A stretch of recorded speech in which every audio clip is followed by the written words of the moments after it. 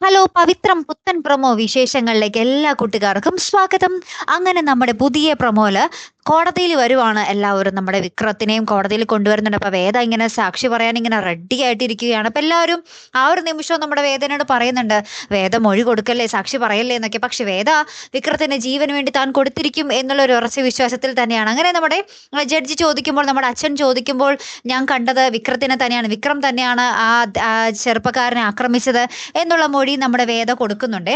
അങ്ങനെ വേദ എല്ലാവരുടെ മുന്നിൽ ഭയങ്കര ശത്രുവാകുകയാണ്. ഏറ്റവും കൂടുതലായിട്ട് നമ്മുടെ വിക്രത്തിന്റെ അമ്മ നമ്മുടെ വേദയെ വെറുക്കുന്നുണ്ട്. പക്ഷേ വേദയുടെ ആ ഒരു മനസ്സ് നമ്മുടെ വിക്രത്തിന്റെ അച്ഛന് മനസ്സിലായി. അച്ഛൻ നമ്മുടെ വേദനോട് മനസ്സിലാക്കി വേദയുടെ അടുത്ത് ഇങ്ങനെ സമാധാനിപ്പിക്കാനൊക്കെ വരുന്നുണ്ട്. അപ്പൊ നമ്മുടെ വേദ അച്ഛനോട് പറയുന്നുണ്ട്, സുധാകര മാഷിന്റെ മകനെ എനിക്ക് ജീവനാണ്, ആ ജീവനൊന്നും പറ്റാതിരിക്കാൻ വേണ്ടിയാണ് ഞാൻ ഈ സംഭവം കോടതിയിൽ പോയി മൊഴി കൊടുത്തത് എന്ന് നമ്മുടെ മാഷിനോട് പറയുന്നുണ്ട്.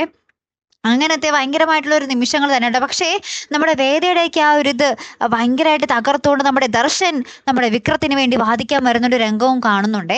അതിനുശേഷം നമ്മുടെ വിക്രത്തിനെ ജീപ്പിൽ ഇങ്ങനെ കൊണ്ടുപോകും വഴി നമ്മുടെ പോലീസുകാരൻ തന്നെ നമ്മുടെ വിക്രത്തിനെ ഒരു സ്ഥലത്ത് ഇറക്കി വിടുന്നുണ്ട്.